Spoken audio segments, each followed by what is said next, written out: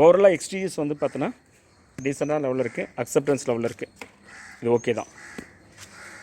So interior பார்த்துருவோம். Interior வந்து பார்த்தோன்னா இட்ஸ் ஓகே, அக்செப்டன்ஸ் லெவலில் தான் இருக்குது.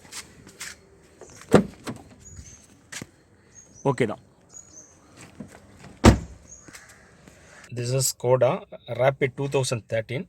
இந்த வண்டியோட எல்லா டிடிசி கோடும் நான் கிளியர் பண்ணிவிட்டு செக் பண்ணி பார்க்குறேன். டெஸ்ட் ட்ரைவ் பண்ணாமலே செக் பண்ணி பார்க்குறச்சும் எனக்கு இவ்வளோ எரர் கோட்ஸ் இருக்குது. Brake electronics, climatic control model, power steerings இருக்குது. பவர் ஸ்டேரிங்கை பொறுத்தவரை இட் ஷோஸ் வந்து function limitation due to received malfunction value. This ah CAN communication issue. அது ஒரு காம்ப்ளெக்சிட்டியான ப்ராப்ளம். கிளைமேட்டிக் கண்ட்ரோல் மாடலை பொறுத்தவரையில் basic setting not carried out. எனக்கு தெரிஞ்சு இந்த கிளைமேட்டிக் கண்ட்ரோல் மாடல் சேஞ்ச் பண்ணியிருக்காங்கன்னு நினைக்கிறேன். அதுக்கப்புறம் அவங்க சரியாக ப்ரோக்ராம் பண்ண மட்டுறதுனால தான் அந்த பிரச்சனை வருது. Relay for coolant fan level 1 இது problem. Relay for coolant fan level 2 இதுவுமே ப்ராப்ளம் தான். Air flow flap push motor இதை வேணால் நம்ம டாலரேட் பண்ணிக்கலாம். இது ரெண்டுமே மேஜர் ப்ராப்ளம்ஸ் தான், இது ரெண்டுமே. சரியா? Brake electronics பார்த்துடுவோம்.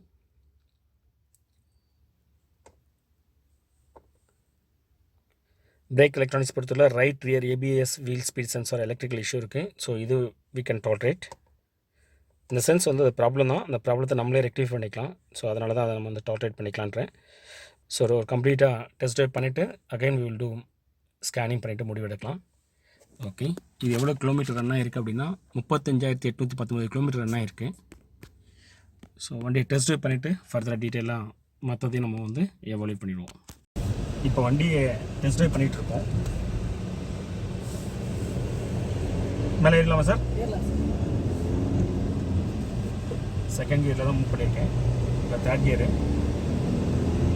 பிக்கப்லாம் ஓகே. ஃபோர்த் கியரையுமே போட்டுட்டேன்.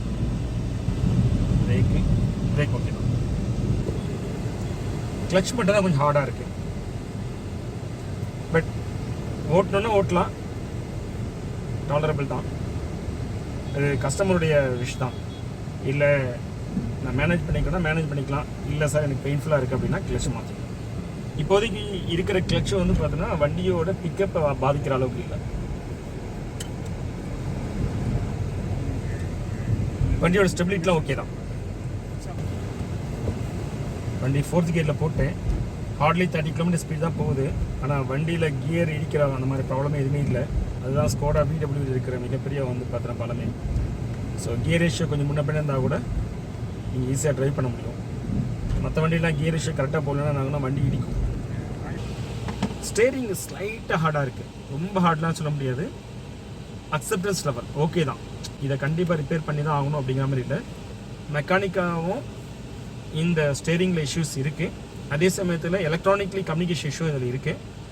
ரெண்டு ப்ராப்ளம்ஸ் இருந்தாலுமே கூட ஸ்டில் இந்த வண்டி ஸ்டேரிங் வந்து ஓட்டுற கண்டிஷன் தான் இருக்குது. பெயின்ஃபுல்லோ இல்லை ரொம்ப கன்ஸ்ட்ரெயின், அதாவது ரொம்ப கம்ஃபர்டபுள் அஃபெக்ட் பண்ணுற மாதிரிலாம் இல்லை. சரிங்களா?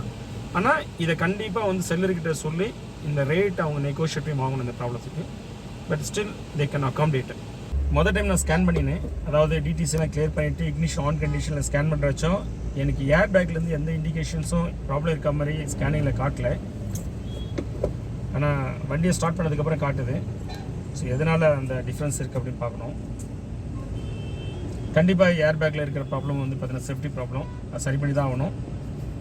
ஏபிஎஸ்ஸுமே வந்து பார்த்தீங்கன்னா சேஃப்டி இஷ்யூ, அதையுமே சரி பண்ணி தான் ஆகணும். ஆனால் ஏபிஎஸ்ஸை பொறுத்தவரையில் வந்து பார்த்தீங்கன்னா சென்சார் ப்ராப்ளம் இல்லாட்டி அந்த ஒயரிங் சர்க்யூட் ப்ராப்ளம் இருக்குன்னு நினைக்கிறேன். ஸோ அதை சால்வ் ஆகிடும். அது அவ்வளோ காம்ப்ளெக்ஸிட்டி இருக்க மாதிரி தெரியல. வண்டியை வாங்கிட்டுமே அதை ரெடி பண்ணிக்கலாம். அஃப்கோர்ஸ் அதுக்கான ரேட்டை வந்து கம்மி பண்ணி வாங்கி ஆகணும். எதுனா ஏபிஎஸ் அந்த ப்ராப்ளத்துக்கு. ஏர் பேக்குக்கு வந்து செக் பண்ணி பார்க்கலாம், அந்த மாடல் போயிடுச்சா இல்லை ஏர் பேக்கில் வேறு ஏதாச்சும் ப்ராப்ளம் அப்படின்னு பார்ப்போம். ஸோ அது இந்த ப்ராப்ளத்துக்கு ஏற்ற மாதிரியும் இந்த ரேட்டை வந்து நெகோஷியேட் பண்ணி தான் நம்ம கஸ்டமர் செல்லர்கிட்ட தான் வாங்கணும். வண்டி ஐட்லிங் கண்டிஷன் எப்படி இருக்குன்னு செக் பண்ணிடலாம்.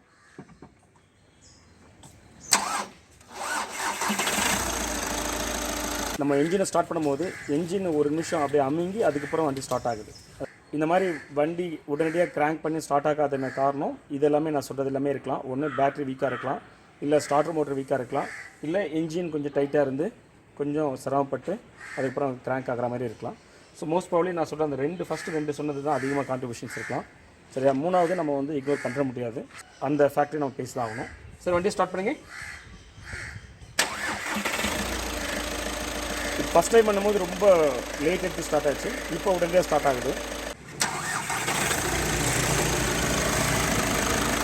என்ஜினோட ஐட்லிங் கண்டிஷன் ஓகே தான், நார்மலாக தான் இருக்குது. இப்போ பார்த்தா உங்களுக்கு தெரியும் எவ்வளோ ஸ்மோக் வருது அப்படிங்கிறது. So engine condition not okay. அதனால் என்ஜின் சவுண்டை வச்சு மட்டுமே நம்ம ஒரு விஷயத்தை முடிவெடுக்க முடியாது. நிறைய ஃபேக்டர்ஸை கன்சிடர் பண்ணி தான் நம்ம என்ஜினோடைய கண்டிஷன் முடிவெடுக்க முடியும். இது ஒரு எக்ஸாம்பிள். என்ஜின் ஸ்டார்ட் பண்ணி அந்த வைப்ரேஷன் சவுண்டு பார்க்கும்போது நார்மலாக தெரியுது. ஆனால் உங்களுக்கு ஸ்மோக்கை பார்த்தீங்கன்னா ஹெவியாக வருது. டிஸ்ட்ரிக்ட்லேருந்து வரக்கூடிய ஸ்மோக் எவ்வளோ இருக்குது பாருங்கள்.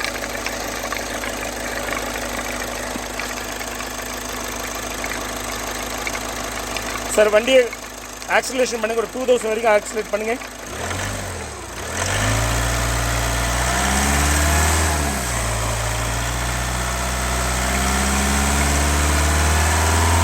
போதும், விட்டுருங்க சார்.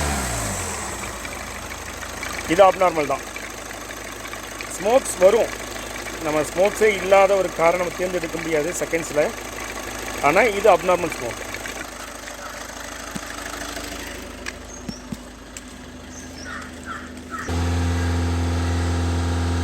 எக்ஸாஸ்ட் வழியாக ஸ்மோக்ஸ் வரல. வண்டியோட அண்டர் சேஸ் செக் பண்ணிகிட்ருக்கோம். அண்டர் சேஸோட engine portion as well as gear box அது எல்லாமே நல்லா தான் இருக்குது. இந்த காரை கம்ப்ளீட்டாக நம்ம டயக்னோஸ் பண்ணிட்டோம். ஸோ டயக்னோஸ் பண்ணினதில் இந்த காஸ்ட்டு செல்லர் கோட் பண்ணது வந்து 4.7 லேக், 4.7 4.8 சொல்கிறாங்க. 4.8 லேக்ஸ் கோட் பண்ணியிருக்காங்க. இந்த 4.8 லேக்ஸுங்கிறது எது எப்படி இருந்தால் ஓகே வாங்கலாம் அப்படின்னா, இதில் எந்த குறையும் சொல்லலைன்னா 4.8 லேக்ஸ் வாங்கலாம். 2013 சரிங்களா, சிங்கிள் ஓனர். மற்றபடி எல்லாமே நல்லா இருந்துச்சுன்னா. ஆனால் இதில் அப்படி கிடையாது. இதில் நிறைய வந்து சிக்னிஃபிகண்ட் ஃபங்க்ஷனல் ப்ராப்ளம்ஸ் இருக்குது. ஸோ அந்த ஃபங்க்ஷனல் ப்ராப்ளம்ஸ் ஈவன் வந்து பார்த்தீங்கன்னா இந்த ஃபியூச்சர்ஸ்லாம் கூட டிஃபெக்ட் இருக்கக்கூடாது. அப்படி இருந்தால் மட்டும்தான் அந்த 4.8 லேக்ஸுக்கு வாங்குறத பற்றி நம்ம யோசிக்கலாம். அதுவே கொஞ்சம் நெகோஷியேட் பண்ணோம். ஆனால் இந்த கேஸில் பார்த்தீங்கன்னா நிறைய ஃபங்க்ஷனல் ப்ராப்ளமே not okay. Example ABS not okay, air bag not okay, engine not okay. Engine இது வந்து 35,000 கிலோமீட்டர்ஸ் ரன் பண்ணிட்டு சொல்லி இன்ஸ்ட்ருமெண்ட் கிளஸ்டர் காட்டுது. ஆனால் இந்த வண்டி நிச்சயமாக மோர் தென் 1 லேக் கிலோமீட்டர்ஸ் மேலே ரன் ஆயிருக்கு. ஸோ இது நல்லாவே வந்து நமக்கு ஜட்ஜ்மெண்ட் பண்ண முடியுது. சரிங்களா. ஸோ இவ்வளோ விஷயத்தை வச்சு பார்க்கும்போது டயர்ஸ் எல்லாமே போயிடுச்சு. ஸோ இதெல்லாம் நெகோஷியேட் பண்ணி இந்த வண்டியை வாங்கினா ஓகே. இன்ஃபேக்ட் இதையும் நான் மிஸ் பண்ண மறந்துட்டேன். ஸ்டேரிங்குமே வந்து பார்த்தீங்கன்னா எலக்ட்ரானிக் இஷ்யூ இருக்குது, மெக்கானிக்கலாக இஷ்யூஸ் இருக்குது, இந்த ப்ராப்ளம்ஸ் இருக்குது. ஏசியும் வந்து பார்த்தீங்கன்னா கொஞ்சம் மாடரேட்டாக தான் இருக்குது, சொல்லிக்கிற அளவுக்கு இல்லை. சரிங்களா.